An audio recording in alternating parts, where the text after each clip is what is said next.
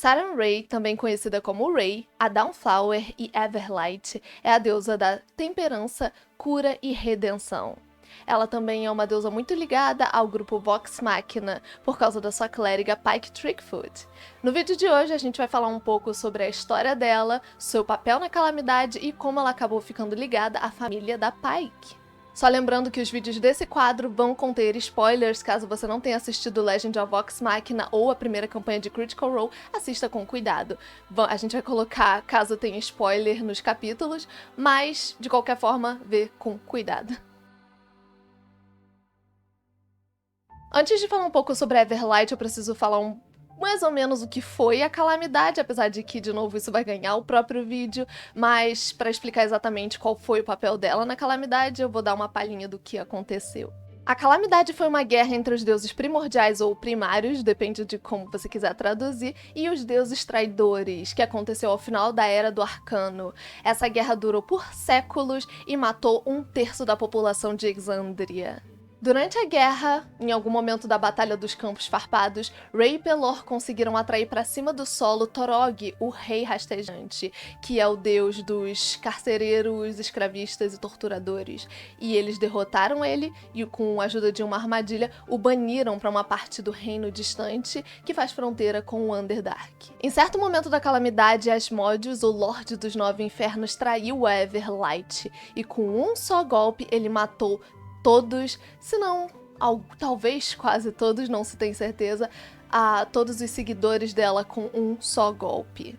A crença dela de que corruptores podem se redimir foi o que levou a essa traição, mas mesmo assim ela não deixa de redimir e perdoar seus seguidores que cometem transgressões.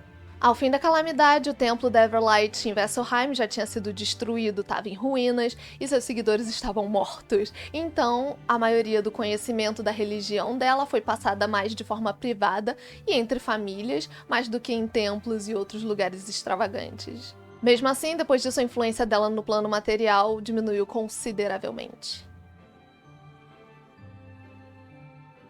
Os ancestrais Trickfoot eram uma família com uma reputação um tanto desfavorável.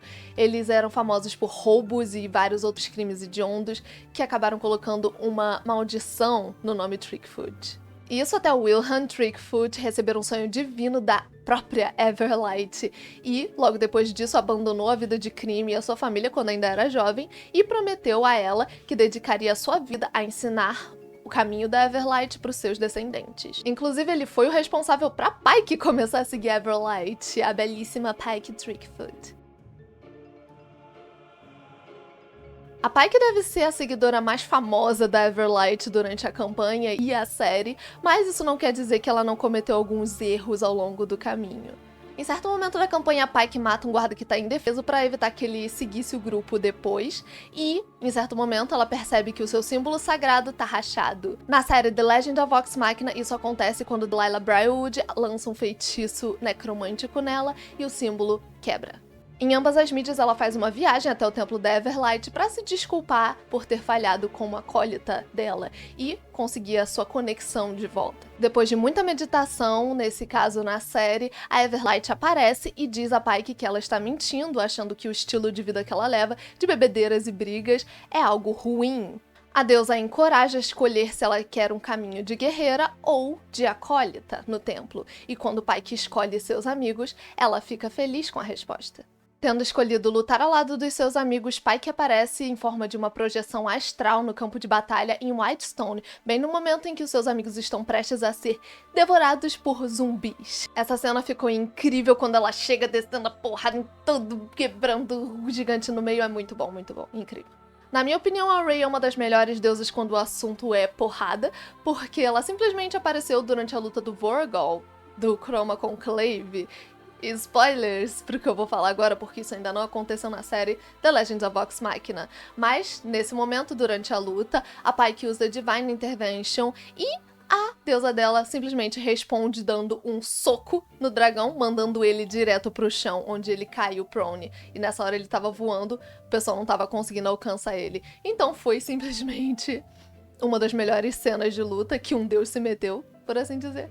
Mas pro fim da campanha, o Vox Machina teve um encontro com a Rey, mais especificamente o Scanlan e a Pike, quando eles contaram pra ela sobre as intenções do Vecna de ascender à posição de Deus, assim como a Raven Queen havia feito, usando o mesmo ritual. Se você não sabe quem é a Raven Queen, a gente fez um vídeo sobre ela, então dá uma olhadinha pra você saber exatamente de quem eu tô falando. Mas foi a Everlight que contou pra eles que isso era um ritual proibido e que caso ele conseguisse, caberia ao Vox Machina selá-lo para que pudesse evitar que ele completasse o ritual. E ela os enviou para Pelor para que ele pudesse explicar para o Vox Machina como fazer isso.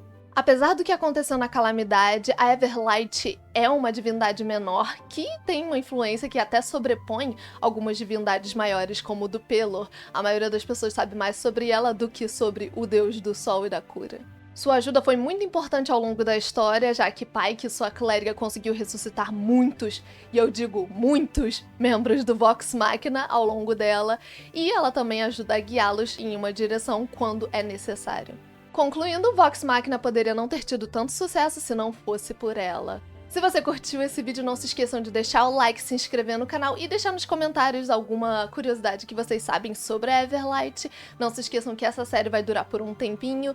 A gente vai falar sobre a maioria das divindades de Exandria, inclusive os deuses traidores e a Calamidade. Então fiquem atentos para futuros vídeos. Até a próxima!